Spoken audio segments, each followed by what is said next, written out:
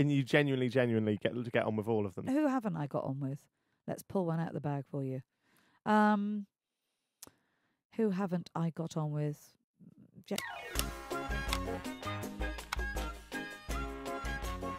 Stevie, we were having a little debate. I think it was on the way up here. You was actually shocked to learn how long the pictures are. Yeah, I thought that was common knowledge. I thought people. I had no idea because obviously, as you just said, we only see about 10 minutes of it. Like, I'd understand like half an hour or whatever, but like if you're saying they go for 3 hours, how many do you film in a day?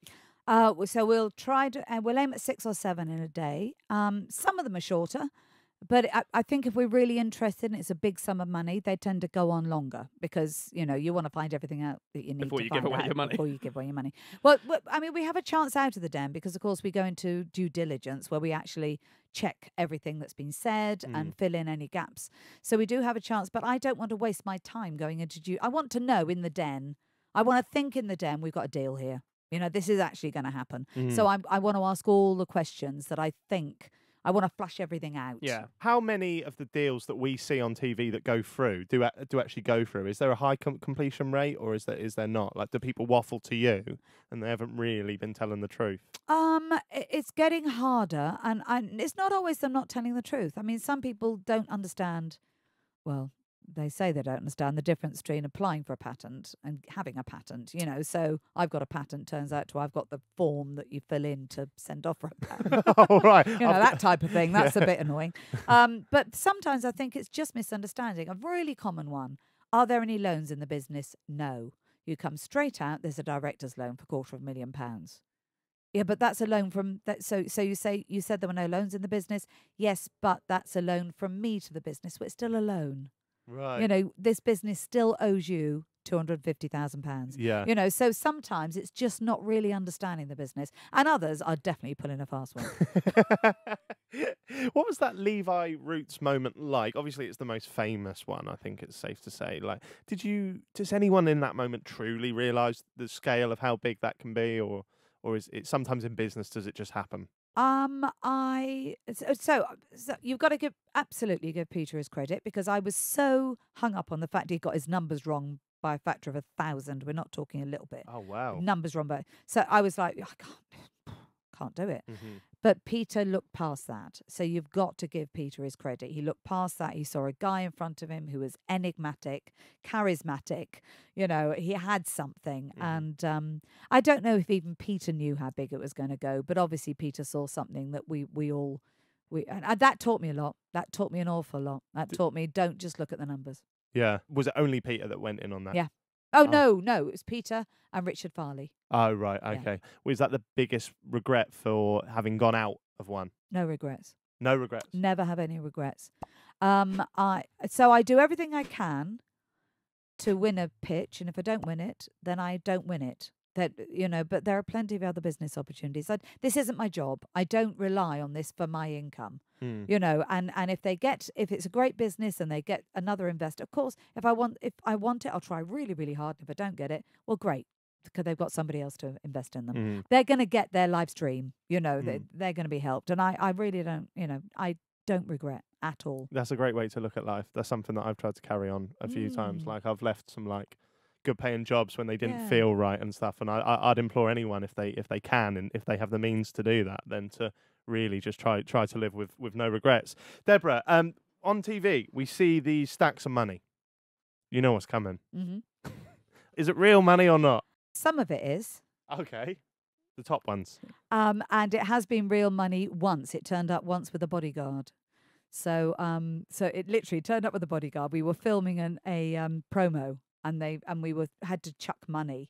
So it had to be real. Oh, right. And it turned up with a bodyguard. And I can remember saying to Theo, which one of us do you think they think is going to steal the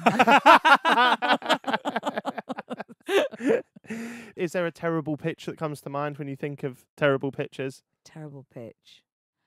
There have been some awful products which have turned it into a terrible pitch, like the false fingernails for cats. That was pretty bad. That can't be a real Well, thing. that was real. And that was my first series. And I can remember thinking, oh my God, I'm in trouble. I'm in trouble. How was I even going to... Why? Well, there we are. That's the only question I asked. Why? No, I did ask how. How and why. Right. That's why you'd be out. You'd be a great dragon. There you are. Why? Why? I want to ask you a few questions. I know we're short on time. I want to ask you a few questions about your fellow dragons. Mm-hmm. I don't know how much you can tell us, but do you have a favourite? Well, me, obviously. No. Now you Obviously. you have to say someone else.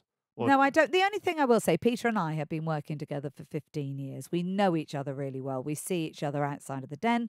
I genuinely get on with, I'm not just saying this because I don't just say stuff, but I genuinely get on with all the other dragons. But I guess Peter and I go back, we've got a lot of history. Oh, So, right. Yeah. And we've got businesses together, and Theo as well, who isn't in the den anymore.